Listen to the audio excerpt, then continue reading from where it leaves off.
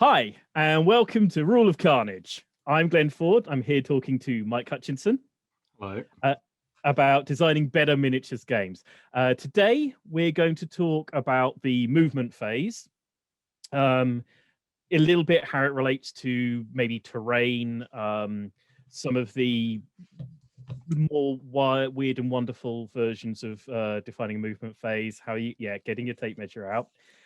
In the first half of the chat, and in the second half, we're going to talk about line of sight, because inherently, your movement phase relates to your terrain, and your terrain relates to your line of sight, and your line of sight, and so they all have to be kind of jammed in together. So we'll try and keep them two separate conversations, but they'll probably end up bleeding back and forth over into each other.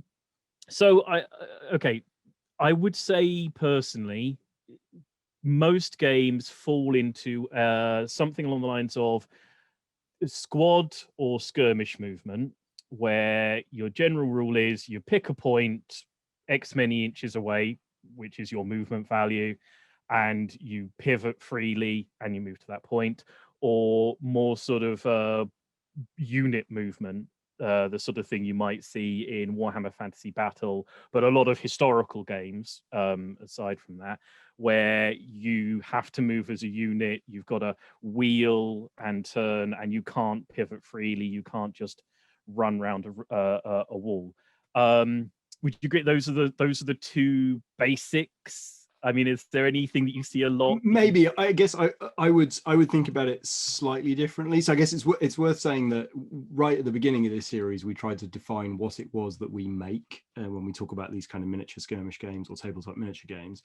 And you sort of mentioned that it was, something about tape measures is kind of critical to this, like the analogness, the freedom of movement, the fact that you're not moving on squares, that you can go everywhere you like. So I do think that the movement phase or the movement system that you design in a tabletop miniatures game is kind of it's weirdly talismanic of like the whole pursuit here. It is the sort of freedom that you're giving people. So I suppose I think about movement systems in these kinds of games as either very free, and they sort of aren't central to I'm not even going to go that far. They're either very free or they're very momentum based. And I suppose that's like slightly about like, is it a dude running around or is it a vehicle moving?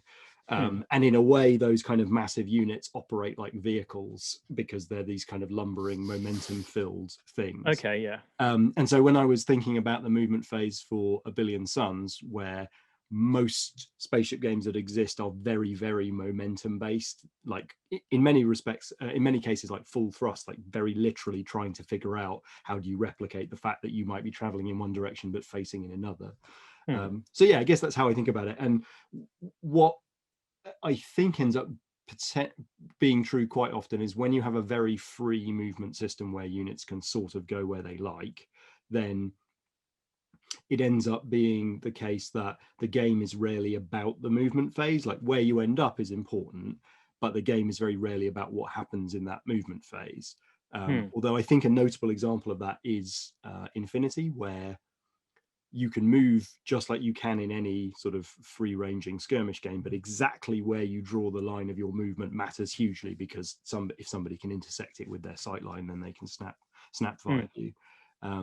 But you're sort of many of your miniature skirmish games that are trying to build excitement, enthusiasm about spellcasting or being a Norse warrior or whatever, like they aren't necessarily worried about what exactly the mechanics of the movement are, because as long as you can get from A to B and you roughly know how fast you can move and so on.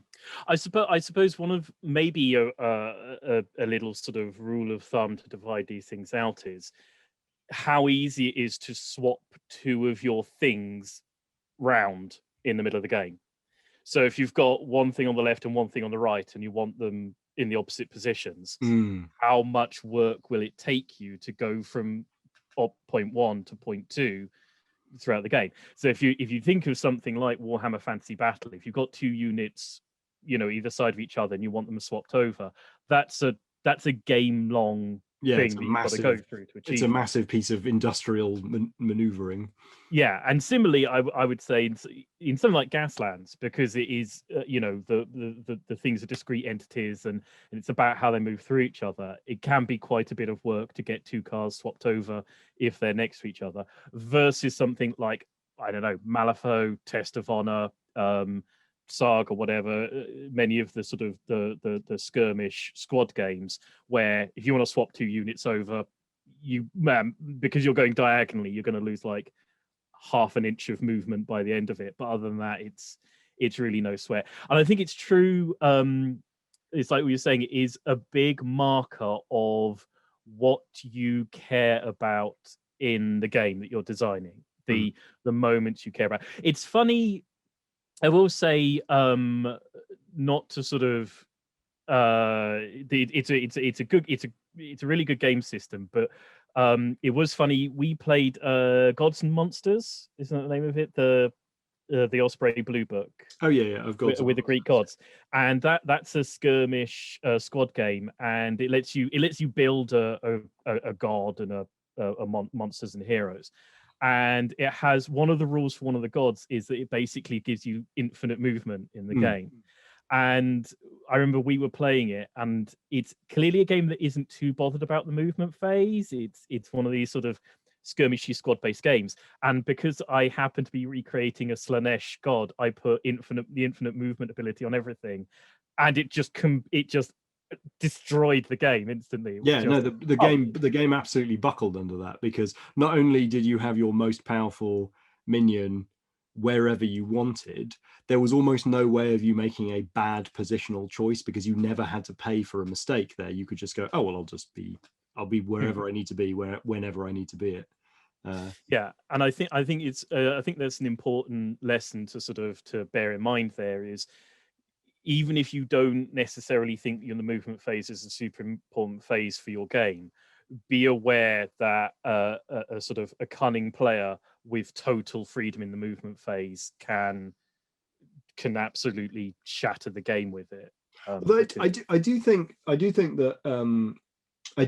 the I do really like, I guess this is probably because I play fantasy and science fiction games more than anything, where the sort of different types of units is very broad, and I really like a spread of very different movement distances in any game that I'm playing. Like, if you can have something that moves just at a very snail's pace, and therefore you have to make different decisions, versus something that can go an incredibly long distance but maybe is a bit weedy or whatever. Like, I do think there is lots of interesting stuff in that. But it has to be like carefully linked to what that unit can do. And obviously in this case, it was the sledgehammer thing that was invulnerable. One thing that I think is interesting, though, is that you were talking there about like one dividing line being how easy it is to swap units to different locations.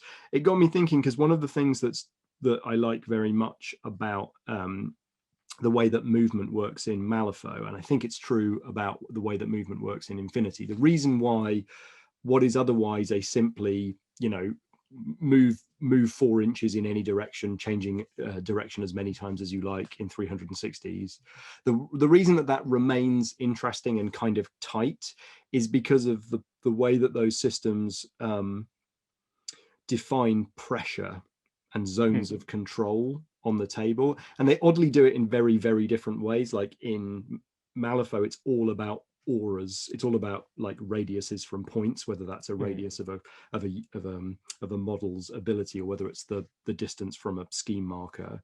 And on Infinity, it's all about like sight lines. It's about like holding a candle, and everything that candle can illuminate is being projected on. And that means that the movement phase is incredibly interesting, despite the fact that the actual mechanics of moving are completely, well, they're not interesting. They're just transparent. They're not even there. They're just, where do I want to go? Wherever you like, as long as it's, those fictional feet have not traveled more than 4 inches. So I do think that when you're not dealing with a momentum movement system, and I suppose we can talk a bit about how Gaslands is very much a momentum movement system. When you're dealing with something that's a free movement system, which A Billion Suns, I made a deliberate choice quite early on that I wanted that to be a very free movement system where you didn't have to, measure 45-degree turn, measure 45-degree, because I was deliberately pushing away from the momentum-led spaceship games of the past. Like, I don't know if I was even deliberate about this, but I was very careful about zones of control. No, we were, because the free movement led us to a point where the movement phase was sort of so inconsequential. It was like, well, there's no decisions to be made during the movement phase, and so introducing passive fires in this kind of way of, if you move to the wrong spot, you get stabbed by lots of lasers. That was, I suppose, just drawing on those experiences of Infinity and Malifaux and other systems where you move matters, and indeed in Infinity and Malifaux, through where you move matters, to try and introduce that back in. I guess because you can do that with terrain, but that's not under player control. Like, the enemy can control where those zones of control are, and that becomes an interesting movement phase. Well, I think the thing about A Billion Suns that kept a lot of that interesting was your ability to pivot a ship, and your front arc became it ends up being a very important controlling element on the movement phase. And I think this is why it's so important to talk a bit about line of sight within the movement phase, because without that fact that you can't pivot freely at the end of your movement, you lose certain weapons if you pivot too much at the start of your movement, with the fact that you've got to have that front arc, and the donuts of the passive fire and everything. Those are the things that combine to give the A Billion Suns movement phase its meaning, I think. And I think I think this is one of the things, is that you've got to figure out why your movement phase is meaningful, why it has interesting choices, and in sort of chewy sort of tactical elements to it, because there are games, without sort of specifically mentioning names, that don't put that in, and it all just feels a bit like you're just pushing through meringue sometimes with the game. You just move stuff around, and stuff shoots other stuff, and you brought the right force to bear at the right moment, and maybe you picked your targets in the right order, but there's no real crunch to it, if you know what I mean. There's no sort of, okay, I'm going to move this thing, does it really matter how I move it? I've got a 360-degree line of sight, I can see all the possible options. I don't really care about the movement phase. It doesn't really matter. And finding a way to put crunch into your movement phase, I think, is probably, doesn't matter how you do it. It just matters that you do it, possibly. Yeah. I think one of the things in relation to Gaslands, and it's interesting because the other week you were talking about how terse the original X-Wing rulebook is. Oh yeah. It's like 3 or 4 pages or something. Yeah, and I remember when we were first sort of working on the original Gaslands Blue Book, and obviously there is inspiration coming from X-Wing there. And at the time, and up to now, I think that the brilliant thing about X-Wing, and the reason it's such a sharp, tight, terse rulebook, is because they kind of get away with that, having a movement without needing the explanation of a movement phase. And it's interesting, and I would say it's interesting in relation to Gaslands, where the most movement phasey rule is final position, which X-Wing doesn't have, because everything just glides through each other. So they totally save themselves. Well, yeah, there is those annoying bump moments. The other thing that X-Wing has for it is that it's quite light on terrain. There are asteroids, but it's quite light on terrain, and so the way that the movement of those things interacts with the ground is mostly irrelevant. But I think it's when you start, but also X-Wing, just to go back to like, what is your game doing? Like, X-Wing is not trying to replicate collisions. Collisions are a sort of embarrassment in X-Wing, because in the flavor, in the fiction, in the cinema, like things don't bump into each other in No, naff ways. They're doing these super cool, no, dogfights. no, Whereas totally. in movies, like cars smash into themselves all into each other all the time. Like that was absolutely critical. That that ought to be a explodey flavor that was constantly coming. No, totally. But I just mean, I guess, like, I know you have, and I have written rules for block unit movement within a game.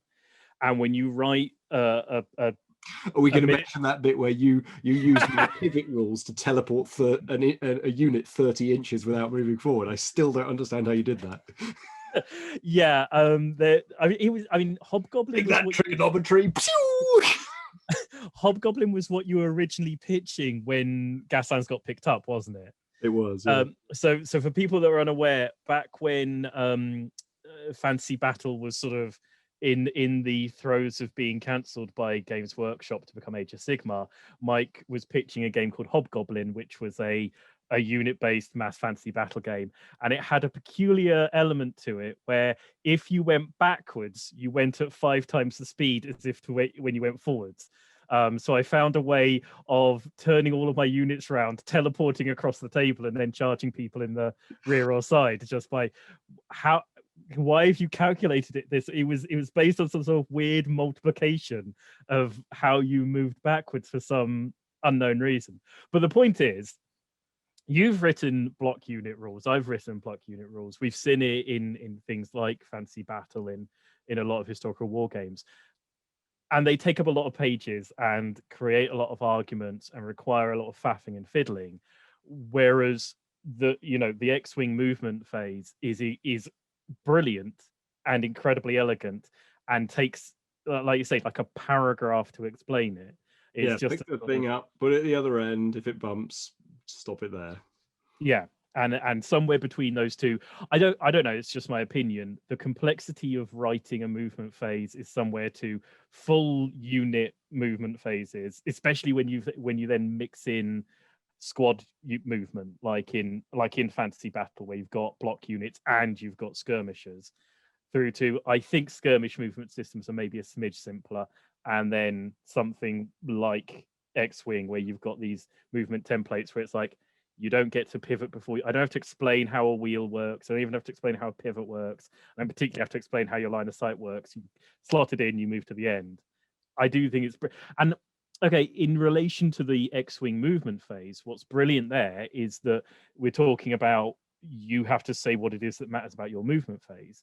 The thing that matters about the X-wing movement phase is the bluff of the movement tiles. That's the genius step.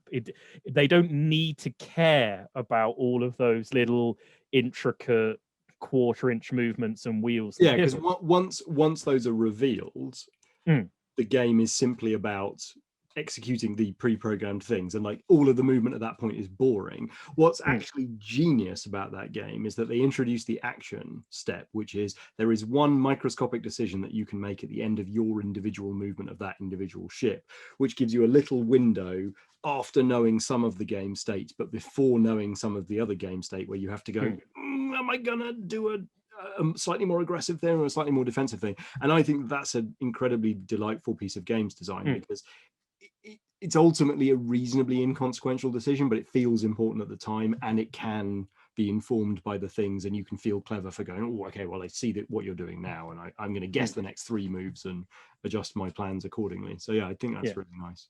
Yeah, but they totally, again, that's a game that's committing to what's important about movement phase. And actually, because you suggested sort of talking about movement phase today, and I was for a little while trying to think of things to talk about.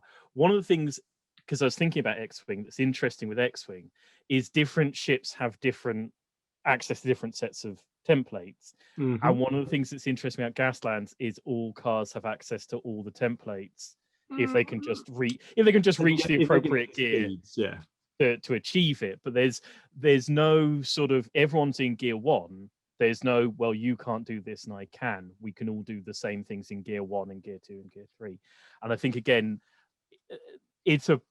although they spring from the same inspiration, it's there, I think, that you can see that they are trying to do very different things within their movement phase. And that's what I'm talking about. It's that X-Wing is trying to do this thing that's about a bluff and a double bluff, and about a sort of, I can do this. Do you remember that I can do this? You know, and oh, I'll slam the few ships that can actually slam the brakes on, for example, in X-Wing, and they do that, and the guy shoots straight forward, and you get this brilliant moment. Yeah, it's interesting because I suppose one of the things that I found, there's a lot of things about that game that I like, and I was a huge fan of the X-Wing and TIE Fighter, you know, the X-Wing game and the TIE Fighter game, and then the X-Wing versus TIE Fighter game. And because I kind of come from a heritage of knowing too much about Star Wars from reading the data sheets in those games, and, you know, owning the West End Games RPG and stuff. Like, for me, understanding the tactical and technical readouts of those ships is kind of that's a flavor I like about the way that the X-Wing game kind of initially presented itself, whereas Gaslands is, you know, there's a palette of vehicle types, but they're all, broadly speaking, four wheels on the ground, got to deal with the same dirt, and they've all got engines in. So they aren't like I was saying about the breadth of movement ranges in a very fantastic or science fictiony thing. Like, Gaslands almost deliberately crunches that back down and goes, well, these are all pretty realistic things. And you know what? In cinema, all vehicles can do the same ridiculous cinematic stunts because those are the cool stunts, and you should all be able to do that. And I suppose there's an element of that, which is there is no mech warrior tech readouts for these different categories of vehicles. That's not important. What's important is, can you do a barrel roll off a fruit crate? I mean, that's the thing. The thing about Gaslands is that Gaslands is about all of you trying to go through the same bit of ground at the same time with the same vehicle. You know, it's like In the guy on, and the guy on the inside gets to take a certain template, and the guy further out has to take a different template because of their positions, and you're all running at the same door simultaneously and doing a sort of Three Stooges thing when you all try and pile through a door that's too narrow at the same time. And that's where, you know, that's the moment that I think the Gaslands movement phase is more about. It's you know, rather than it being about this sort of, I have special powers at this point, I have powers to do other things. I mean, I guess the Gaslands movement phase is not the Gaslands movement phase without the skid dice resolution, and that was a lot of work to make into the thing that it is now. It was very much not that system at the very beginning of the game. It took a long time to come to that point. But I suppose that's again about, sure, we can all choose the same things, but then some of us can, you know, be a bit more risky with shooting for those kind of spin and slide results that change the outcome. I'd say something, I don't know whether people might be interested about this, is that one of the sort of the rules of Gaslands that we came to at a certain point is that vehicles can't move sort of diagonally or sideways outside of the sort of the template steps. So when we were first designing Gaslands, as I remember, the skid dice had an arrow on it for slides, and you rolled it, and if it pointed a certain direction, you got a short template, and you put it lined up with that arrow. Yeah, you sort of it onto the car. It from the center of the car, sort of pointing away from the car. Yeah, and then you'd move the car, like keeping its orientation diagonally like this, and that got taken out, obviously, and then repeatedly at various points since, when we were doing the new teams and the new weapons in Gaslands Refueled, various people have said, oh, let's do a thing where the car can do this or do that halfway through somewhere, or and that had become an anchor rule for you, that Gaslands doesn't have a way of doing that for us. Do you know, you sort of, I don't remember the words you used, but there was a point where I sort of reported back one or two things people had suggested, and you said, no, Gaslands can't do that, it doesn't have that option. And it's, I think that was an interest, and I think it was a totally the correct decision on your part for that. But it's an interesting thing to say that you, even though you are the creator and the controller, and you could write a rule to do anything in your game, saying no, Gaslands can't do that. We can't have it do that. We can't put in a rule to allow that. I think was a very powerful decision to make, and it might be. I think it's. I think it, and I think this goes for any part of the rule system outside of the movement phase as well. Like, what you're trying to do is find places where complexity stops delivering enough value. And so in this situation, I felt quite strongly that the amount of additional complexity that allowing that sort of slipstream movement, or that kind of teleportation, or that kind of just a very rule breaking-y way of moving, you'd have to wrap a lot of chrome around that to make the final position rules work, and like what happens when it's combined with slides, or like, you know, if you stop in a collision, like what happens. And so you have to like rewrite a bunch of rules or add a bunch of rules exceptions, and for what? Like, you could just say no, that's not a thing that we do. Find another way of doing it that roughly feels the same way, and you haven't had to add all of that extra chrome. And to be honest with you, like, Gaslands is not the simplest game in the world anyway. Like, people are often quite kind about it because I think it's quite intuitive, but it's not very simple, even for being intuitive. And, you know, we could have added more and more complexity and filigree until the handle fell off. And I guess that was one of the places where I could see a bunch of spiders pouring out of that, and it was worth just saying, no, that's a place that we shall not go, and we'll just save ourselves the heartache and the headache. So to sort of start setting up, I mean, and then we added things like the you know, harpoon and stuff, which don't quite do that, but they bloody nearly do. They get very, very close. Yeah, they're like right on the outside of that. Yeah, and that's caused enough heartache already anyway. Most of them. So yeah, entirely for me. Harpoons plus ramps. I do. There was somebody like, okay, somebody popped up on one of the forums asking a question about harpoons ramps, and he said, "How does it get defined? Because as soon as I get onto the table of a ramp, I'm doing it. I'm immediately doing it. So you need to answer this question because I want it to happen." So prior to moving on to what's going to be the sort of the second half of the conversation about line of sight, I think we should talk a little bit maybe about terrain. Now, I think one of the things that's interesting, particularly about Gaslands and A Billion Suns, is I wouldn't say that they sort of entirely absolve themselves of like handling terrain, but certainly, let's say, for example, the fact that in Gaslands, that when you sort of hit a building, you then just ignore it for the next part. Yeah, I mean, let's be absolutely clear. There are two rules for terrain. They're very simple. Everyone knows them. If it's a brick wall, you can't move through it. And if it's a bit of scrubby rubble, you move at half speed. It costs you one inch of movement, costs you 2 inches of whatever your movement stats. Like, those are unambiguous, unassailable rules of terrain, neither of which exist in my games for some reason. But like, if you're going to write terrain rules, like, just don't write anything except those ones. Those are the ones that work. Everyone knows about it. It's great. They're perfect. Beautiful. Just do that. And that's, you know, to be clear, that's exactly how Perilous Tales works. Like, Perilous Tales has very standard skirmish movement, free skirmish movement, and that's how terrain. And I even have, and as I'm sure you do as well, I have a set of terrain rules off in a separate document, which when I need terrain rules, I just go, okay, it's obscuring, it's blocking, it's difficult. It's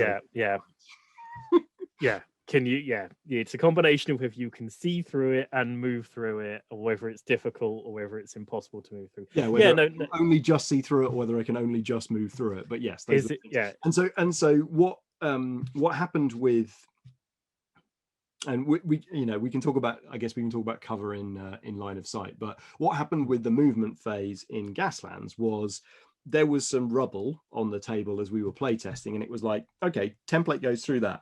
Do I swap a medium template for a short template? Because that's what skirmish rules would tell me I would do, which is ludicrous, and we didn't want to do. And like, you know, so what do? Do you replace a sharp turn with a less sharp turn? And happily, we had a resource called hazard tokens lying around. So in that case, it was simple. It was like, drive through some rubble, get some hazard tokens. That's a thing. That's a game effect that is super easy to remember.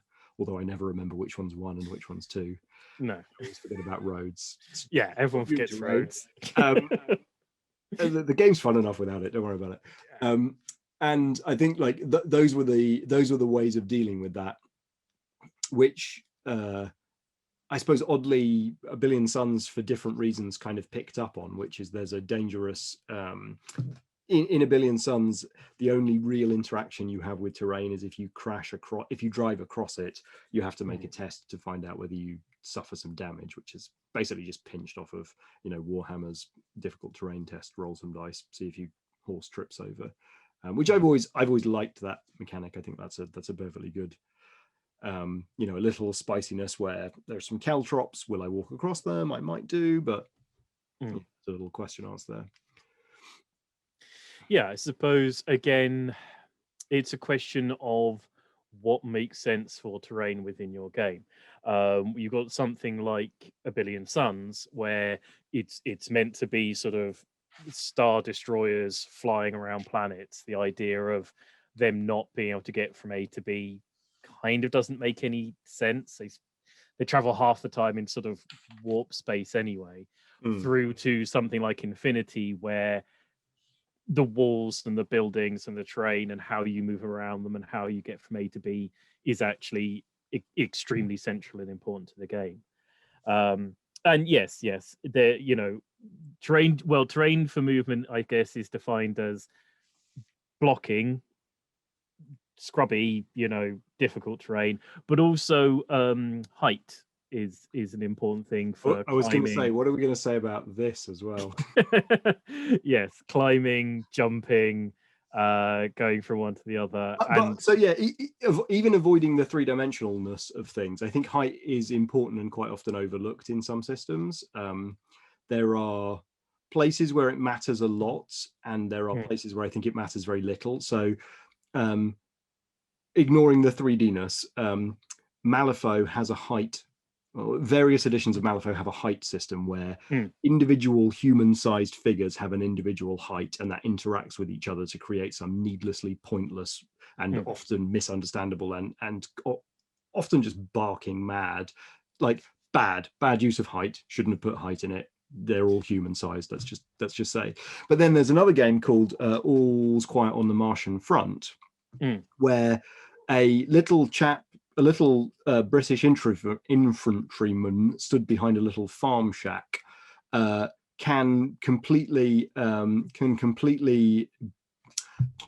see another unit that is like a Martian tripod that's like 60 meters high, because they didn't work out the line of sight rules in such a way where the tripod just obviously is tall and does some weird stuff.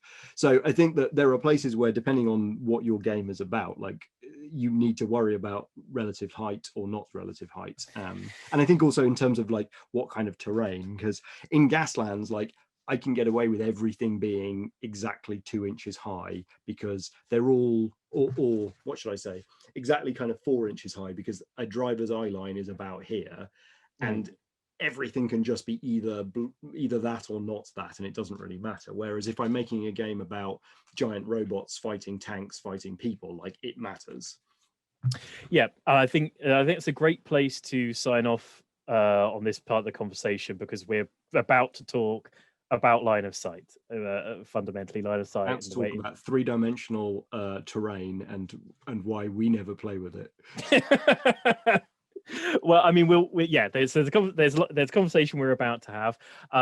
We'll sign off for now on this. We'll see you in a week, but like, Glenn is desperate to talk about this, so we'll see you in a week. So we'll sign off for this part. Just to round up for the video, wherever you found this, there will be comments. Let us know what you think, what you'd like us to talk about in the future. If you are watching this as a video, it is also available as a podcast for longer painting sessions. Reach out to us on Twitter and any other social media. But until next time, it's going to be goodbye from us. Bye.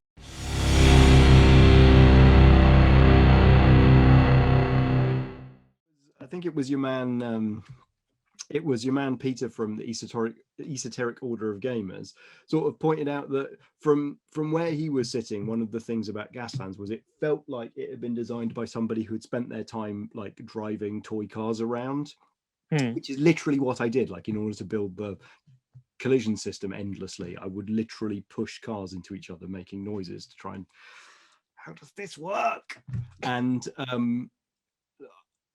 honestly, like, a lot of the early game designs that I work on are like, because I've got two tanks, and in my mind they're going to move in a specific way, and then I like try and write the rules that make them move that way, and when they don't move like that, I'm like, I need to write another one. So yeah, I think the movement phase is really something that quite often is very tight in the genesis of what I'm trying to do, because it's where the like physical exciting zoominess of whatever I'm I get that. My point, the point remains that now try to put that into something useful for another human being who's writing a miniatures game, you know, rather than wanging tanks at people and shouting zoom zoom zoom, make it go well.